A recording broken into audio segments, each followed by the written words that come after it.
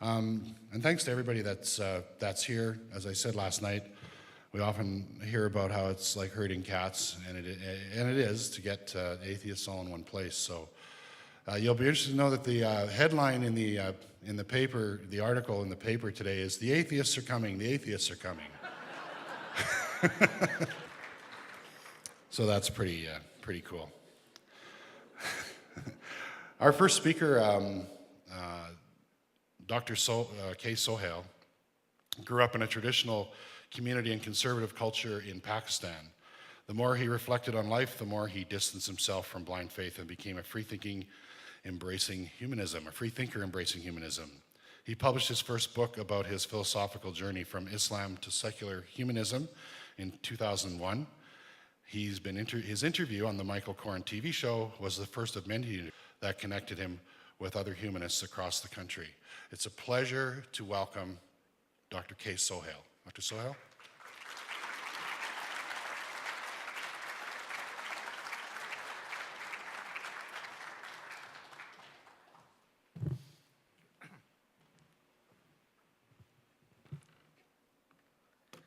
Thank you, Bill. I think for me it's sort of very heartwarming, because usually people with our thinking, minority, we are sort of the outsiders. So when you have so many people around you, so I think it's sort of a great pleasure for a person like me to. And I think people who have arranged all this, all the organizations, Bill, Kathy, I think Christopher DiCarlo was one of the vehicle of me connecting. So I really feel sort of a very touched by their hospitality and I think feeling at home. I was talking to some of the people, when you're always feeling the outsider, so when you feel with the people around. I think I'm sort of aware that talking to people who are not of that mindset is different than talking to people who are of the same mindset. So in a way, it is learning sort of a dialogue with you people, or being with you people. And many of you know more than me, have more experiences, have many struggles. So I'll sort of share with you some of my personal reflections and my personal struggles, because something that helped me be a free thinker was some conferences where other people speak and I can relate to that. When there is affirmation, then I feel that I'm not, you see, when you are thinking like this, you feel outsider, you feel eccentric, you feel abnormal, you feel what's wrong with me. People around me are not relating to me. And I think psychologically, I as a psychotherapist feel that feeling of connection, that feeling of being akin, that feeling instead of on the same page, that feeling on the same wavelength has been very crucial to me. So I want today to share some of my struggles, philosophical struggles, social struggles with you, so that see if you could sort of relate to some of them and might affirm to you people. So I brought some of the sort of these highlights sort of to connect with certain points, and I am hoping that you will sort of connect the dots sort of for yourself. I think a point, I'm sure with all of you, a point comes in one's life, that came in my life, where I felt, am I comfortable to go public with it? And I think, being from a Muslim background, brought up in that kind of environment, I grew up just on the border of Pakistan and Afghanistan. I grew up with those people that I knew as Taliban. The world didn't know. That word was not that familiar. I grew up with them as a child, as a teenager, in the university, in the college. So I was sort of in that environment. So you can see my journey from there to here. So in 2001, the first book that I think that Bill mentioned, From Islam to Secular Humanism. When I wrote the manuscript, I shared with some of the publishers. Some of them warned me it's not very wise. And I went back to reflect. Am I ready to take that step? That truth, my truth that I wanted to share with the world, am I comfortable to see where it goes, where it lands? It's sort of jumping in the unknown. It's like jumping off the cliff into the deep ocean and the deep end of the sea, knowing, can I swim? Can I do this? And it was a very sort of a soul-searching reflection. And to be honest with you, I felt clear. I felt honest. I felt okay with my conscience. I was clear. I was clear from the sense that I am sharing my truth, and I'm not writing a single word intentionally to hurt anyone, to offend anyone. It is not against any other ideology or philosophy. I felt it was my right as a human being, a right as a humanist, right as an atheist, as a free thinker, to share. This is what I believe. This I went through because other people's journeys that helped me, maybe my journey would help others. So 2001, it was just a coincidence that 9/11, the Michael Coren had called me from the show to interview me, and this 9/11 incident happened. They called me back. They said, we can't interview you that day. Can we postpone for a week? I said, I'm fine. Now the 9/11 incident happened, books comes out, and then you could see I'm on the show, and I share my thoughts honestly, and I go home, and the first phone call, I live in Whitby outside Toronto. I got a call from one of my friends from Hamilton. He said, you publicly said it. Because what happened, Michael asked me, he says, what is your thoughts? Are you a Muslim? I said, my parents are Muslims. Are you a Muslim? No, I'm not a Muslim. So saying I'm not a Muslim. Now in that context, in that social, culture, religious context, you are publicly acknowledging that I was a believer, I'm not a believer. So what happens after that, you don't know. So he was warning me, but I felt okay. So what happened? So not only that, two other books came out, two groups of people start contacting me. The Muslims living in Ontario, in Pickering, Ajax, Toronto, Mississauga, in that area, they started calling me, inviting me to their homes. Some people even warned me, why are you going to their homes? Maybe it's dangerous and all. I didn't feel that. I never felt, and I don't know why, I never felt that fear. My sweetheart Betty says, do you have a death wish where you go? I said, no, I don't have a death wish. I feel comfortable. For some reason, I feel comfortable, and I can't explain to you. So I go to the Pickering. There is a family, and they invite me for the dinner. She had read the book, From Islam to Secular Humanism. She says to me, Dr. Sohail, I'm a Muslim, I'm a believer, I pray, I fast, I follow all of that. I read your book, and I'm very glad. I did not feel offended. I didn't feel insulted, although I'm a believer, so I wanted to welcome you in my home. Her husband said to her in front of me, she said, we have been married for 11 years. We have 4 children. Asked me, how did I become a socialist? How did I become a free thinker? I'm not a writer. Dr. Sohail wrote the story. This is 90% my story, although the details might be different. I may not have brought up. And it was amazing that 1 person, 2 people, 10 people, 20 people, 50 people, these people in their living rooms, and they're still in Ontario, they're still in Canada, in their living rooms, they would say to me, Dr. Sohail, I think I agree with you. I have the same values, I have the same thoughts, I have the same ideals, but I cannot go public with that. I cannot say it publicly. So even when we say 20% or 24% Canada more, especially from the Muslim background, they will not publicly say. So they felt that curious, what would happen to me? Because they were checking out the social temperature, and so that was in a way heartwarming for me. We started a group. It's now called Family of the Heart.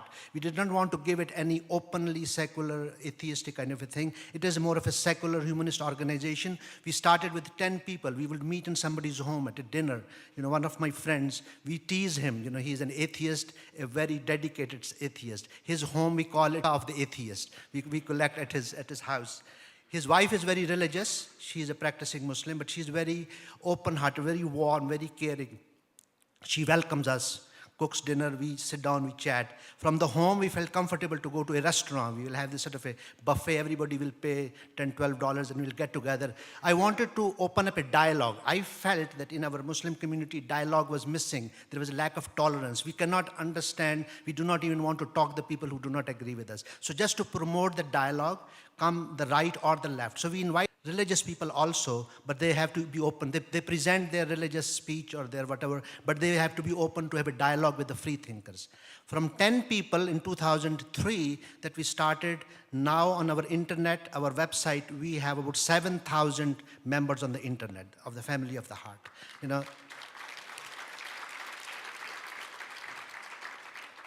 That just gives you an idea. Most of them still are not willing to come public, but we had seminars in Toronto. We pushed the envelope.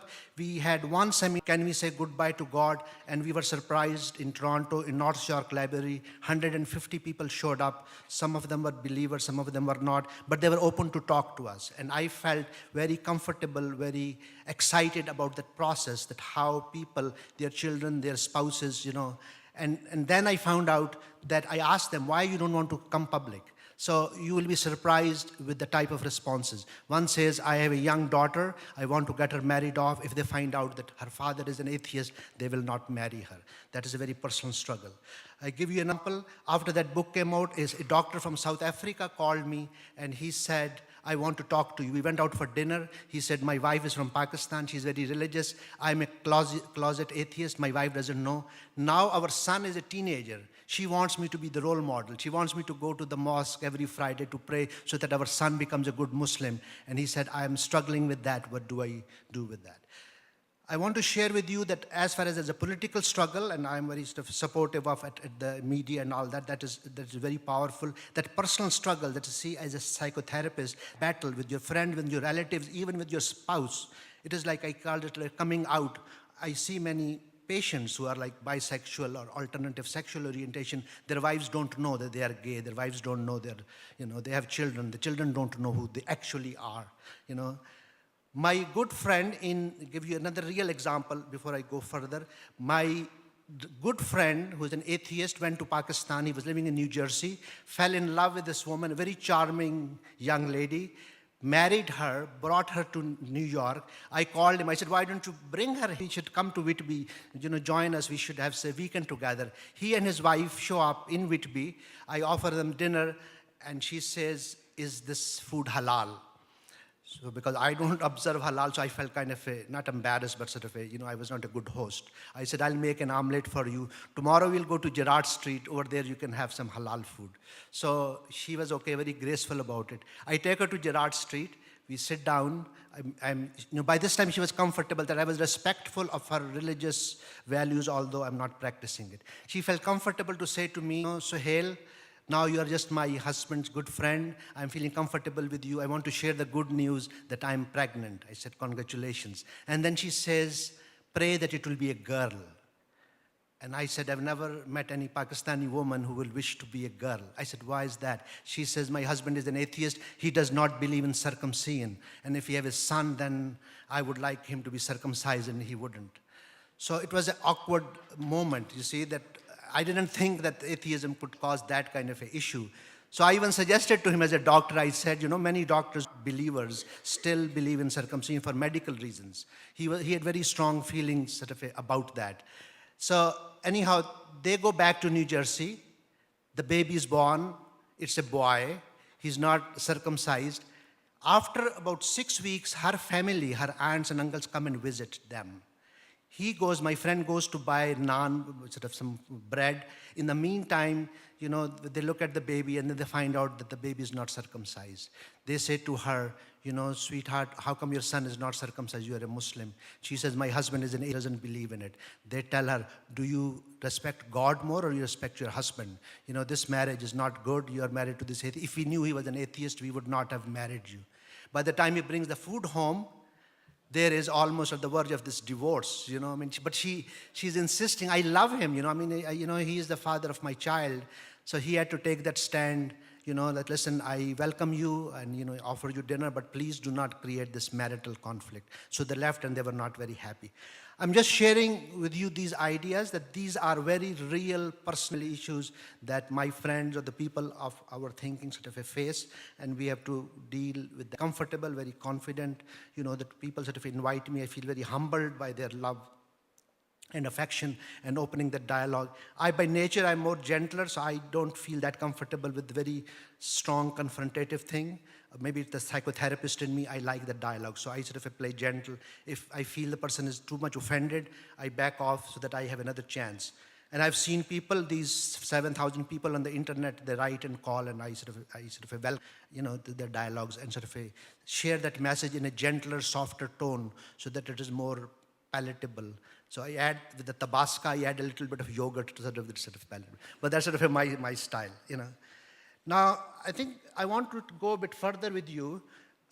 When this conference started, I was invited. I thought, okay, imagine no religion. So obviously these organized religions are an issue that we are struggling with, we are dealing with. So what I feel are the obstacles to go to that goal, that imagine no religion. How do we get there? What is the obstacle? For me, the biggest obstacle that I perceive at a personal level, at a political level, at a social level, what I call as a religious conditioning. The religious education, the indoctrination.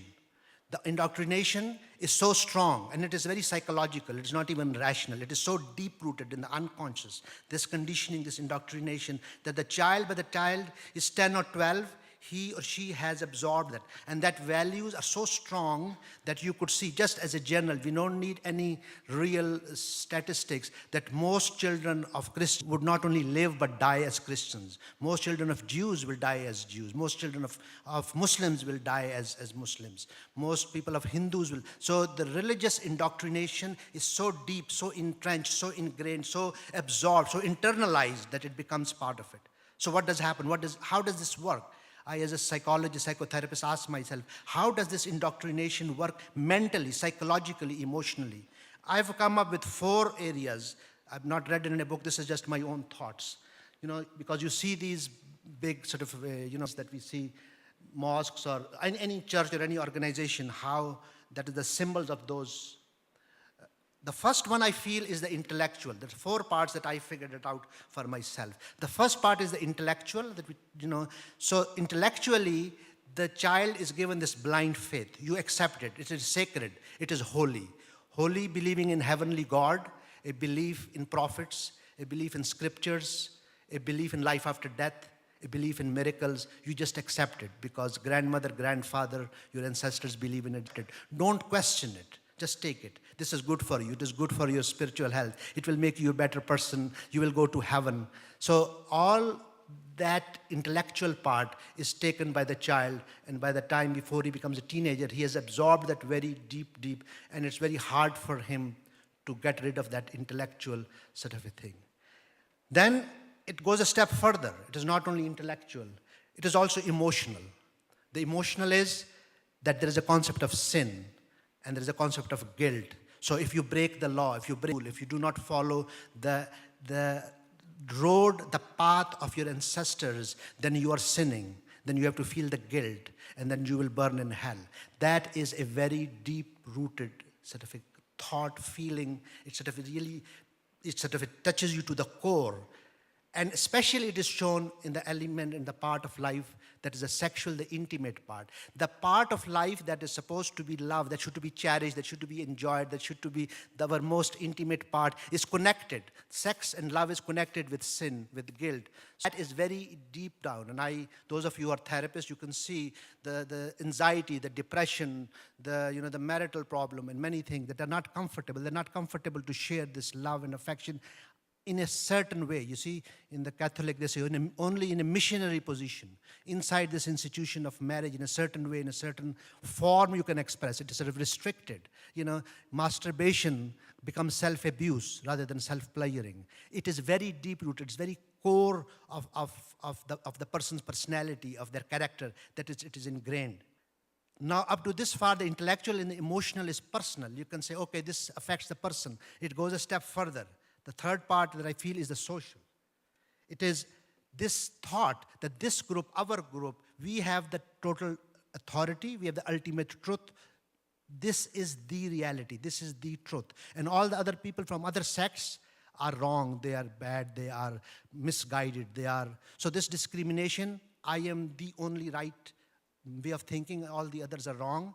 That discrimination, so to me, I'm just saying that I experienced that growing up there. The intellectual, I believed all that I said to you. Emotionally, I felt very guilty and, very sort of uncomfortable about my own self. Accepting one's body, one's own personal body becomes an issue. And then this discrimination, it is so serious, it spills over not to the social.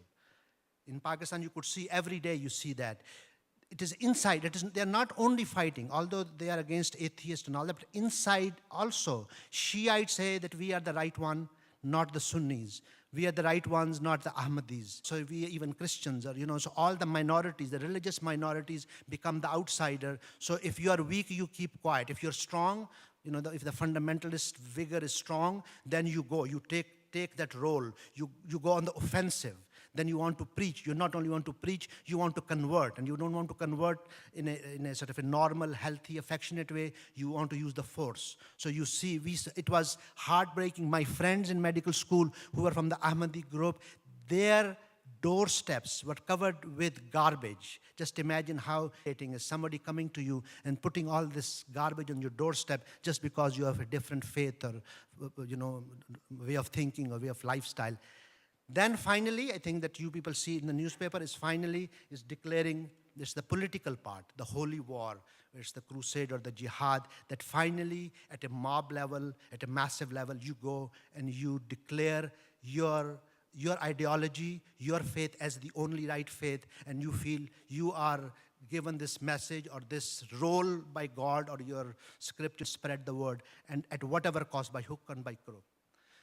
Now I'm going to make a confession here that because I grew up there, and age 13 in 1965, there was a war with India. And in Pakistan, it was declared that it's a holy war against Kafirs, against Hindus, and we should go and fight. I was a teenager. I was fascinated by this whole thing. I remember a pilot. His name was M.M. Alam. He was so good a pilot, a bomber. He went there, and in 56 seconds, he hit 6 planes of Indian Army. And I wanted to be like him. I wanted to become a pilot, wanted to become a hero, wanted to join this. Now I feel obviously embarrassed looking back, but when you're 13 or 14 or 15, I can make a confession that I felt. So to me, I do identify with these people who are now doing these things because I could have become one. And that was, in a way, very troubling, looking back, or very embarrassing, but at that time, that was the reality. I felt that all these non-believers, people like me and you, were our enemies, and all these atheists and communists and socialists and all these, they are swaying the away from the right path, the path of God. And it was very personal. You see, it was not an academic, and that's what I sometimes share with my Western friends. It is not believer or not academic. I believe one day or don't believe. It changes your whole life, to your whole perspective. It is in every breath, in every thought, in every action. You live it, and you want to die for it. For your cause, you are not only you joined the cause, you are willing to give your life for that cause, and you're willing to take the life for that. I mean, this is serious business. It is not just, it's a holy trinity and Jesus was right, or whether he existed or not. It is very your core. It's part of your heart. It's part of your backbone, and you live it. So then what happened? Obviously, I took a different path. Part of that we call is secular education. So there's a religious education and there's a secular education. So colleges, universities, science, psychology, whatever. So in a way, 2 things. I just want to share, 2 personal experiences that give you from my diversion from that highway of tradition, highway of religion. I took this path. The path was, all of you might have felt that just like you have a moment when you fall love, there is a moment you fall out of love.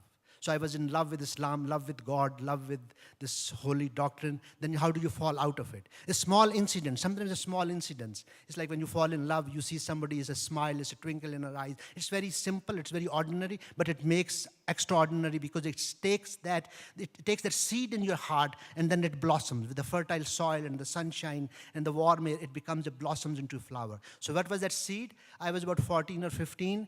And we used to live in Peshawar outside a big mosque. It's called Eidgah. A year people would come and pray. It was like a Christmas, it will be like midnight mass kind of a thing. But that day I saw as a teenager, these hundreds of people, there's too much sun, there's no rain, and people are dying of heat stroke. So these people have come here to pray. They want to pray to God. There's a special prayers, and so that there is rain. Now, the first time in my life, I became a bit skeptic. I said, is it true? I didn't know the word skeptic, but I could tell you that is my feeling. Is it true? I didn't believe him. At some deep level, intuitively, I didn't believe him. So I go to my science teacher. And then the next day, the physics, chemistry, a science teacher, I said to him, these people were praying, they wanted to have this rain. What do you think? Because I couldn't articulate my doubt. And he said to me the first time, he said, son, it is not about miracles, it is not about prayers. Sunshine, the weather, it is about the laws of nature. The laws of nature, that all this sunshine and, rain and all that is conducted through that. So we don't have to. So now I have 2 ideas. This science teacher says, the skepticism, this laws of nature, and this old man saying, the God is going to bring this rain. So I wait, very anxiously wait. 1 day, 5 days, 10 days, 15 days, there is no rain. And I'm secretly happy, as if my side is winning, because if it would have rained, maybe my theory would have gone flat, So I go back to Babaji and I say, in a way, there's a secret twinkle in my eye. I say, Babaji, there is no rain. It's been 3 weeks. And then he says he was very upset. He says, these people, these Muslims who prayed, they were sinners. And God don't listen to these sinners, they didn't.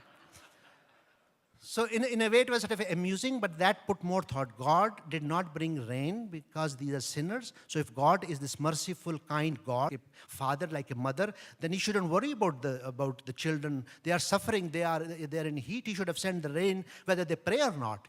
So that put the doubts in my mind, and I sort of swayed sort of a. Then when I was 15 or 16, my mother, who was a very traditional, religious, conservative mother, brings this Holy Quran. And she says, son, now you have reached puberty. Now you have to take things seriously. This is the Holy Quran, and you should follow this because this is the holy book. Your life should be guided by this holy book.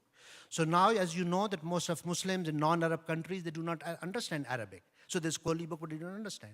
So I was very serious about that. I'm sort of sharing with you that it has been very serious for me. My faith, my belief or non-belief, my philosophy has been serious for me that I follow. So I had this pillow as a teenager, put it in my living room, put the Holy Quran, the Arabic one, and then I found these different translations, interpretations of Quran. All these religious scholars, Maulana Abul Ala Maududi, Maulana Ghulam Ahmad Parvez, Maulana Mirza Ghulam Ahmad, Abul Kalam Azad. Then there was also an English one, I don't know his first name, Pickthall, something Pickthall, that's English translation of the Holy Quran. And I put all 5 of them. From the first verse to the last verse, 6,666 verses. I made hundreds and hundreds of pages of notes of each verse, each idea, how these 5 scholars, and at the end of 5 years of my own personal sort of, you can call it a research, but it's not official research, just my personal struggle. At the end of 5 years, when I'm 20, I realized that all major issues of life, 4 marriages or 1 marriage, cutting the hand, stoning to, of the adulterer, all that, they all disagreed. There were not a single issue on which these 5 who claim to be these Muslim scholars who are expert on Arabic would have agreed. So I came to this conclusion that in 1500 years, whatever happened, this book is not a book for me to follow. I cannot follow it because I don't even know. I even have this sort of a funny idea that if God had an 1-800 line, maybe I could call him and say, what is the real interpretation? But there was no 800 lines, so I just have left. At that time, I think when age 20, I wanted to show this picture of my uncle. He's no longer alive. But he was the one, and I'm saying to the atheists and free thinkers, there's usually a person, somebody that you trust, somebody that you respect. It could be a teacher, it could be a relative, it could be somebody, a professor, that touches that to you. I was very close to him. He was a poet, he was a philosopher, he was a socialist, he was a sort of a non-traditional. So I would go to him rather than my dad, and my dad was very generous. He said, you are like your uncle, you're a poet, go to him and talk to him. So we had a meeting at age 20. He came to our house, he took me to a Greens hotel in Peshawar, and we had a heart-to-heart talk. And for the first time, now, with the book, I announced it to public. This was my first confession to my uncle in a very private way. And I said to him, Uncle, I read this Quran, I thought about it for the last 5 years. I believe that I do not believe. You see, I told him, I do not believe in God, I do not believe in Quran, I have realized for myself that this book is some Arab mythology, it is not facts. This could be, and I still have respect for these scriptures personally, because I think I call them wisdom literature. They are folklore, and there are some good lessons in that we should completely discard them. I have learned a lot from them. I don't believe in them. I don't believe they're divine revelations, but I feel in those books there are some jewels that we could, in a non sort of a partisan way, can accept or can learn. So I said, I respect it, but I don't want to follow it. He said, son, I have a surprise for you. I didn't know that. He said, you're a grandfather, my grandfather's brother, my uncle's uncle. He said he became an atheist when he was 60. He said, I became an atheist when I was 40, and you will become an atheist when you're 20. He said, that's the father. Now you have a mother's path, that all the religious and tradition and all that. So he gave me a advice, uncle advice. He says, sweetheart, you're living with Taliban, you're surrounded by these very religious, conservative, traditional people. Do not make it public. You'll be in big trouble. You will not finish your medical school. You might even go to jail. They might hurt you, so keep quiet. So when to talk and when not to talk.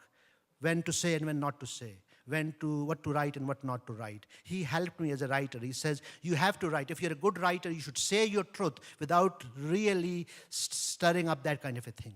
Maybe because it is a secular country, we sort of get away with a lot, but when you're living in that sort of a tradition. So he said, finish your medical school, go to England or America or Canada or New Zealand and Australia, some secular country, then you can live your lifestyle, then whatever. So I took that very seriously, and I didn't say to anybody, I kept it to myself, kept on studying, So I'm just sharing with you that how that my struggle, my truth, and my uncle sort of reaffirming that helped me. So inside, I felt okay. Because up before that, I felt I'm on the wrong track and I'm a non-believer or whatever. So I think that moral support that we need from one person or one group or one organization is very crucial. And that is why I was very excited to come here, because when you're in a minority, having people of like-minded, you feel at home, you feel sort of akin with them. It is because the religious people are very good at that. They bring in the churches and all that. We as the free thinkers, we have hard time sort of congregating and sort of supporting each other. We focus more on what we disagree with each other rather than what we agree with each other. So I always follow that what we agree with each other, So let me take it to a step further. Because I was from Pakistan, so I left. I went to Iran, came to Newfoundland, to Memorial University, did my fellowship in psychiatry, started practicing psychotherapy in Whitby. Betty and I have this creative psychotherapy clinic. We had developed a secular kind of a self-help program. It's called Green Zone Living. We help people finding their own truths, your own way of lifestyle, your own sort of way of thinking in a secular way with no sort of a religious sort of a overtones to that. Unfortunately, I that you see in Pakistan in the last 40 years, as I became more and more secular humanist, Pakistan as a country, as a nation became more and more fundamentalist. And the crucial thing in that change was this man, this army dictator. His name was Ziaul Haq. He was the one who, his plane blew away in the skies, even if some American diplomat was with him. This man, with the power, with the political power, with the army power, he legislated, he Islamized. Unfortunately, a Pakistan that was somewhat democratic, somewhat liberal, not very atheist or secular, somewhat under his regime, in one decade, Pakistan became Islamic Republic of Pakistan. I think that for people like us, that was a sad day. He legislated Sharia. He legislated rules against women, against minorities. He did, you can see, I just want one picture. You see, I don't like violent pictures. But that one picture, he's publicly flogging. It's not only flogging, it is a publicly flogging. It's like when you go to see the hockey match, it is public. There are thousands of people. They want to teach them the lesson. You cannot do this and you cannot do this. So it becomes a political thing, As I said, Betty sometimes asks me, why you are so passionate about it? Because it is not just about me. It is about 180 million people just in Pakistan, 1 billion people in the whole world. 1 billion is a lot of the number in the whole world who are struggling with that. In the Muslim world, were struggling to follow this Sharia law, to follow this legislature. It is divine revelation. It's God's word. We need to follow that, or we should follow the secular humanist sort of a thing. So what does it look like? So this is our struggle. And I think that was a sad day that became in Pakistan, became part. I want to sort of go quicker with you, that then I realized that is again my personal journey. So I'm coming out of the fold of Islam, the fold of this religious indoctrination. I'm sort of out of it. So I see now that what happened. I'm sort of old enough to see things in a historical perspective. So where did this come from? I realized my name is Khalid Sohail. This is an Arabic name. I grew up in India, in part of Indian subcontinent. My name should have been Suresh Belkhode or something like that. I'm the followers of this Buddhist tradition or Guru Nanak's tradition, how this Arab tradition came in. And one writer, V.S. Naipaul, wrote a book, Among the Believers. How does a religion goes to another country, another nation? How does this mentally change you? Your psyche changes. You start adoring, you start respecting, you has this reverence for a tradition that is not bound to the earth. This is a heavenly God from a different culture, different language. You don't know the language, you don't know the tradition, but you want to. So this whole hijab and burqa, this is a Saudi tradition coming to Pakistan and other. This is not related. It is not from any Pakistani or Indian tradition. Women never wore this burqa, all this hijab and all this. You see these, these women in Pakistan. They are farmers. These women were very liberated. These women were very. It was more of a patriarchal system. These women were very liberal. These women were very outgoing. They were very confident. They were never under the thumb of men or the husband or the fathers. This gradually encroached in your psyche, in your social fabric, and you start thinking, feeling internal. So one is the internalizing as a person, and one is the internalizing as a nation, as a community. You internalize these values. You see here in the natives, natives have their own traditions. Even them, they have a concept, but they call God a great mystery. That great mystery concept is very different than this holy God who is this hell and all that sort of a punishment and all that sort of a thing. So I think I realized that my tradition, Islam, had joined the other two traditions of the Middle Eastern, the Judaism and the Christianity, and so all these. So I didn't read that much of their traditions. I traveled. I went to Israel, I saw this old Jerusalem where the Jewish quarters and the Muslim quarters and the Christian quarters are just side by side. It is an amazing scene. If you have not visited old Jerusalem, the history is frozen 3,000 years. You could feel how this all thing started and how it expanded, So it went all over the world. The religious power, the economic power, and the political power, once they join hands, that happened in Pakistan with Ziaul Haq. The economic, the political power, and the religious power. When they join hands, the religion is so strong, it is so empowering, it takes over your life. It sort of intimidates you, and you do not have the courage to say no. That is, to me, So, because we're talking about imagine no religion, then I realized, it's my self-reflection, that organized religions were challenged at two levels. One from inside, that is the spiritual tradition. And many people who read my book, From Islam to Secular Humanism, ask me, you have written in 200 pages books, you have 50 pages about mysticism and about spiritual. Why is that? They consider the spirituality as part of the religious tradition. And I say, when you are such a strong Muslim that I was, I couldn't become an atheist straight away. You had to pass, this is like soft pedaling, So the spiritual tradition, the mystic tradition softens it. It says your faith is not the only faith. You respect all faiths. So this is like a stepping stone. So I call that secularism, freedom of religion. All religions, so even in Pakistan, all religions had equal. The Sunnis and the Shias and the Christians and the Hindus have the same respect. We will be one step ahead. And then the second one is freedom from religion. That's the part 2. So I just want to show you the 3 pictures. Bulle Shah, from the Muslim background. Krishnamurti, he is the one who became very famous because I think in the 20th century, because a number of Western sort of Dalai Lama and all these people sort of were attached to or learned from him. Aldous Huxley. It's a very interesting. After he died, Aldous Huxley published a book about Krishnamurti. He has written the introduction. So Krishnamurti, before he died, came to California. Huxley and Krishnamurti used to go for a walk together. So one day he writes in his introduction, he says, I asked JD, I said, Krishnamurti, you look so peaceful, you're always so calm, you're always so relaxed. Can I have that for 5 minutes? So Krishnamurti looked at him and said, no, you will never have that.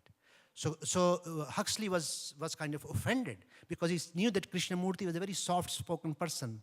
He would not sort of be express his opinion so strongly. And Krishnamurti, why do you think I will never have that peace of mind? He said, because you are full of knowledge. Okay. But that's a very interesting statement because we all perceive knowledge. We sort of want to. What he was saying was that sometimes the knowledge comes with this arrogance. I know more. And that knowledge that brings humility, that brings calmness, that brings peace is a different kind of knowledge because you are a student all your life. You're still open to learn. Then you're assured, I know it all, whichever way it is. So I think that, to me, people like him, paved the way. In the West, William Blake and Whitman, you read this, the Leaves of Grass, there's a very soft, gentle, humanistic undertone. There are spiritual overtones, but underlying, he writes this poem that with this sort of a war in Washington, he's in the soldiers' hospital, and he sees that my enemy is slain, but he's as divine as I am. He's as sacred as I am. Seeing the divine spark or the humanistic spark in the enemy, that is a soft peddling of a humanistic philosophy. I think the ones that that are more the scientific tradition, that is more in the West. The biologists, the psychologists, the sociologists. So I will go quickly through these 3-4 slides because you people are very well aware of that, very familiar with that, but I want to add a touch.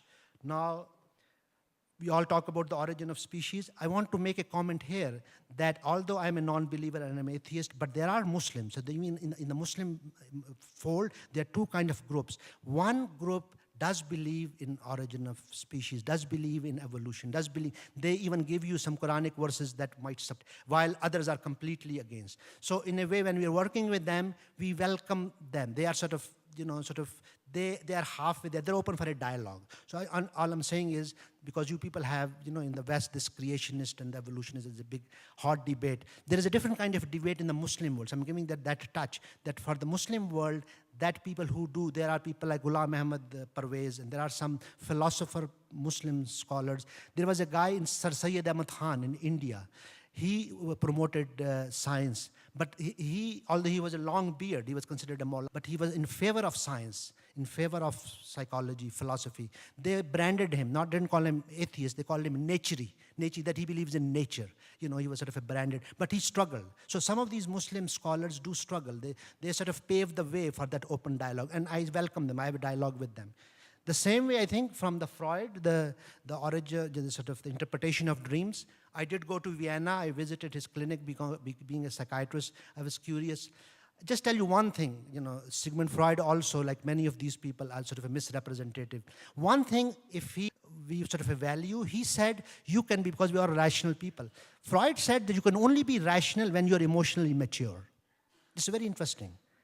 Rationality and emotional maturity is very linked. Socrates said human beings are rational beings.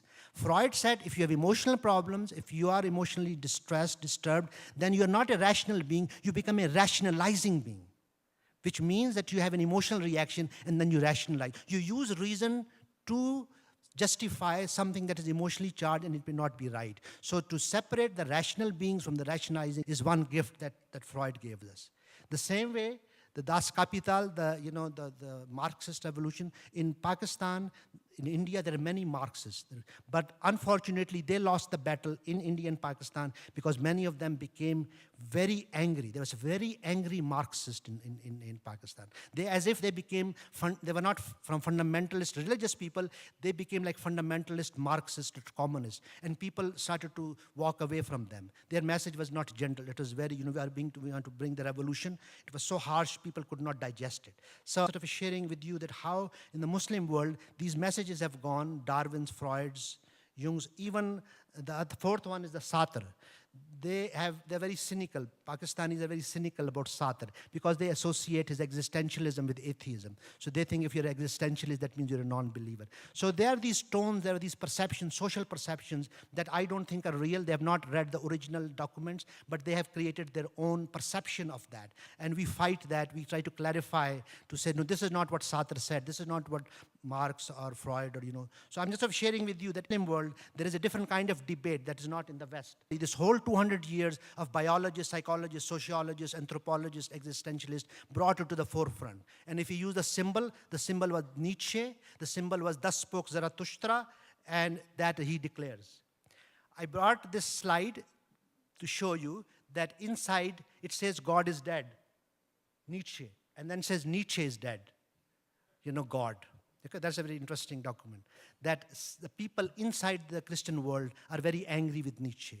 And unfortunately, because I'm a psychiatrist, Nietzsche at the last 10 years did lose his sort of a mental balance, and he was in a psychiatric asylum for the last 10 years. He was not very, because, and again, taking that change, I think he was a great, sort of a great brave man. and some of the people from the Muslim world are very brave, but it's very hard. If you do not have that support that you people have, people can lose. They may be on the right track, but they're not emotionally that strong to take the whole world, and they lose their mind. They have a nervous breakdown because it is not an easy battle to fight, So I think you're lucky we're all sitting here and we are sort of emotionally stable and enjoying life. But there are many who have fallen. Many people who have landed up in the hospitals, have suicided, have taken drugs, have gone on that because they could not handle that conflict, that tension. It was that sort of a strong. Octavio Paz, the Mexican sort of philosopher, he compares the difference between the Muslim and the Christian. So let me, you can read it there. I brought this just to read it to you. He compares the Christian with the Muslim world. He says, Islam experienced difficulties similar to those Christianity has undergone, finding it impossible to discover any rational or philosophical ground for belief in a single God. Abu Hamid Ghazali writes is incoherence of philosophy. A century later, Averroes answers with his incoherence of incoherence. For Muslims too, the battle between God and philosophy was a fight to the death. In this instant, God won, and a Muslim Nietzsche might have written, philosophy is dead, we all killed it together, and I killed it. That is in Alternating Current in 1967. I just want to show you that this is a very serious sort of a battle that took place. And what you see now in the Muslim world, this Ghazali, it's almost 1,000 years. 1,000 years ago, in the final battle between reason and revelation, Ghazali promoted that revelation should win. If there is a conflict between mathematics, and Quran or scriptures, we should take Quran, we should take scriptures. This was a very serious sort of a debate. And in the last 1,000 years in the Muslim world, other than options, as I said, this Sir Syed Ahmad Khan, now there are people in Pakistan like Parvez Hoodbhai, the scientist, who are fighting those battles. As a scientist, he wrote a book, Islam and Science, a very wonderful book that even translated into Urdu. He's a good friend. We worry about him. He's still in Pakistan, and he might get hurt or things like that. But he stays there, and he fights that on the frontier. So I just wanted to show you that in 1,000 years, now finally, some of the Muslim scholars, philosophers, are feeling the courage to stand up and say, listen, rationality, secularism is worth pursuing, and we should follow that. Let me go a step further. Vol Sayunka, this Nigerian sort of a writer, he shows how Christianity and Islam affected the African world. We were so talking about Asia, the Middle East, the North America. How does it affect the Africa? Taken together, therefore, the history of African people provides us with two principal enemies of their authentic traditions and their will to cultural identity. One is European imperialism, the Arab Islamic penetration and domination of significant areas of the continent. Let me read it to you. Freedom remains the antithesis of power, but historically proven corollary to enslavement. Obviously, power can only be made manifest with the act of enslavement of some other. What then of the third world, captive and client of the two ideological states, socialism and capitalism? Even it has been and still holds itself in thrall of two other alien contending religions, Christianity and Islam. Both these religions, in their turn, operate in mind-boggling, fluctuating alliances with the two main ideological scaffoldings, left and right, yet constantly strike out in their specific authoritarianism, often of the most destructive anti-humanist nature.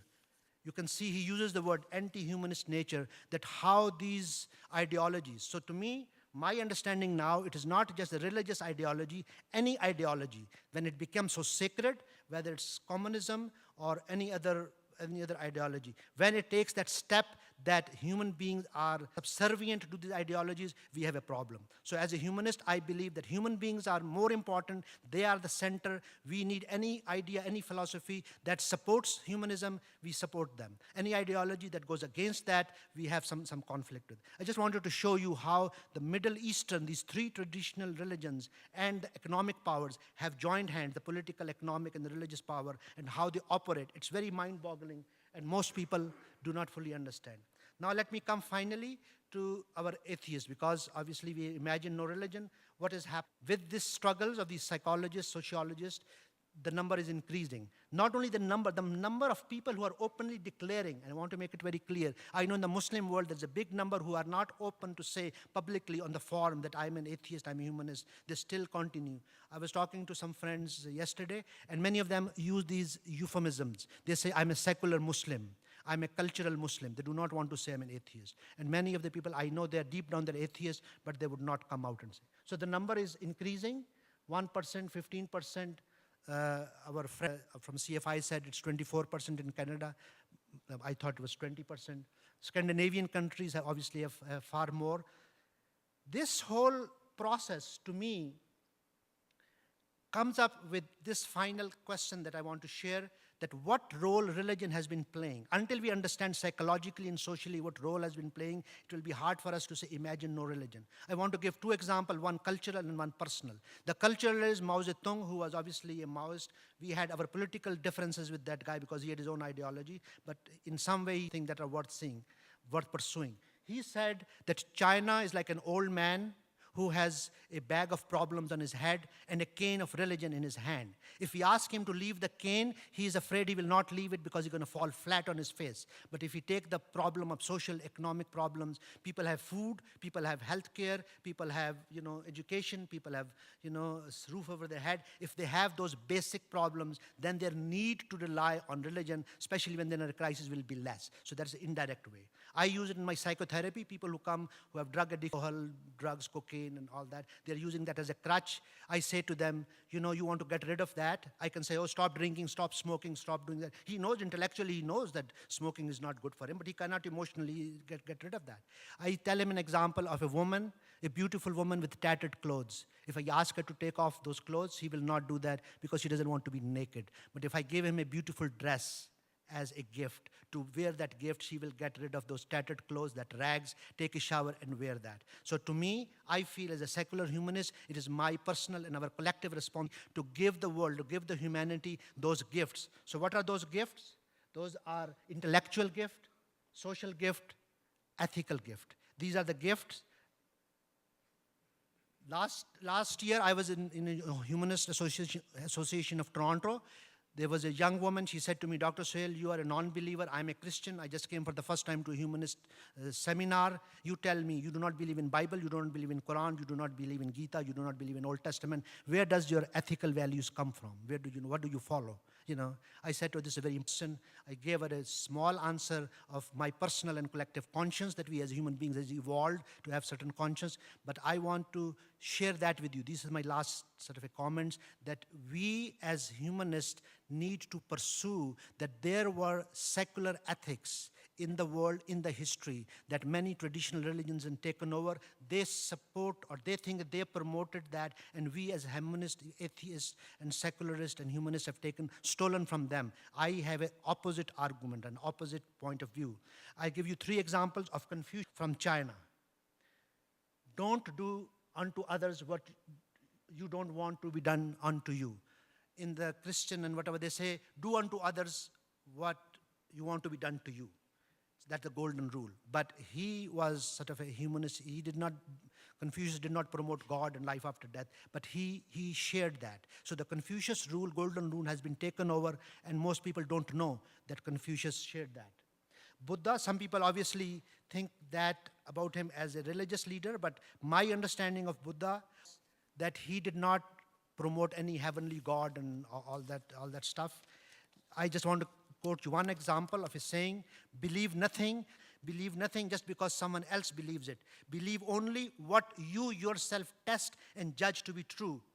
One's own experience is the best teacher. This is to me the essence that what I understood. So I think he in India, Confucius in China, Buddha in India. Hippocrates, the father of secular medicine. Hippocrates says, don't pray. When people were sick, don't follow on prayers and all that magical thing. Your health is related to your nutrition, your sleep, your exercise, the physical reasons for physical causes. So Hippocrates introduced the secular medicine. Even now, till now, the doctors talk about Hippocratic oath, that even we say that if you cannot help the patient, don't hurt the patient. I'm one of the psychiatrists, I don't use very many medications. You know, I use more psychotherapy, but even medication, when the new medication come, I wait for 5 years. Like Prozac came, I didn't prescribe for 5 years, and we found out that many people with Prozac had committed suicide and all. There are some side effects that so I have to be very careful, very cautious of prescribing medications that you are helping the patients, you're not hurting the patient. That was Hippocrates' gift to humanity. Socrates, I think you all people know, for my sort of curiosity of Socrates was that a life unexamined is not worth living. So this examination, self-introspection is, you see, you don't make the whole nation atheist, one person at a time. A free thinker who goes on that path of self-reflection, introspection, finally leads there. In the modern world, it was Abraham Maslow who took the spirituality on. He is traditionally connected with religion and God and all that. He was the first one who gave a new name, peak experiences, that you do not need to be a believer to have these spiritual experiences. So in a way, spirituality is part of humanity, not divinity. This is the forum, this is what I write. And so I think some of my articles I gave. There was a friend, Sandhu Binning, who came to Whitby with his wife. I gave him an article. I sometimes write on Secular Web, the internet magazine, Secular Web. Some of my articles are there. And I wrote one that how the secular ethics with 7 humanist philosophers gave to the world that tradition. The political gift that I think the secular humanist can offer is how a society can be based on secular values, humanistic values, so that we do not go into the theocratic state where all people, all citizens, especially women, especially minorities, have the same rights as the majority.